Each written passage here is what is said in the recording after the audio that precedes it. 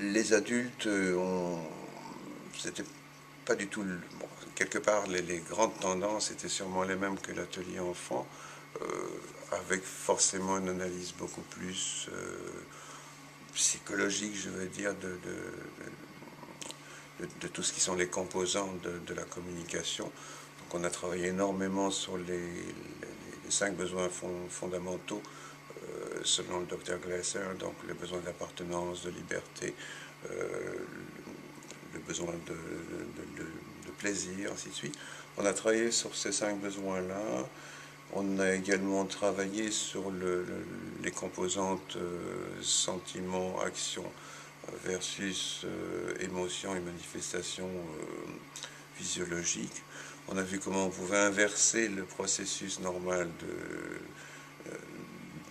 le processus classique instinctif de la pensée de manière à devenir constructif dans toutes les démarches humaines qu'on peut avoir.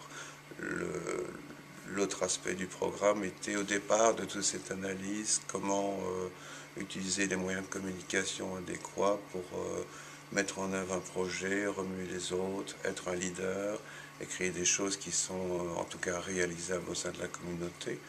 Ils en ont convenu dans un premier temps, ils allaient créer une agora non physique, mais une agora virtuelle qui leur permettrait dans un tout premier temps d'essayer de rejoindre un maximum de gens qui ont envie de changer toutes ces données de l'isolement. Suite de la dernière fois, c'était toujours sur la communication. On a parlé, enfin on était plus ouvert à comment parler aux autres, comment communiquer nos idées et comment aller de l'avant sur nos idées aussi. Et aussi, ça nous a aidé aussi pour les enfants aussi, pour les comportements et tout ça. On a fait des activités, on a gagné un voyage. On nous a appris à aussi, comment tu appelles ça? À négocier, avoir une bonne négociation, discuter et comment poser des questions, parce qu'il y a des questions qu'on peut poser d'une façon, mais ça peut agresser. Comment le poser d'une façon à avoir une réponse positive. Enfin, c'était bien, mais j'attends le numéro 3 maintenant. Il s'agit beaucoup plus des questions pour le développement personnel de l'individu. Et je suis très portée sur ma connaissance de soi. C'est le moteur qui nous permet d'avancer positivement dans la vie.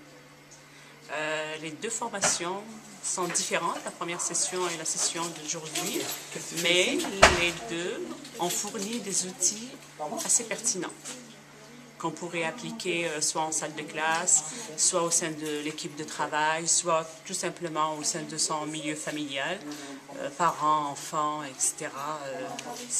Moi, je trouve que c'est très L'activité, ça a été un jeu très amusant qui nous a permis de nous détendre, mais en même temps de révéler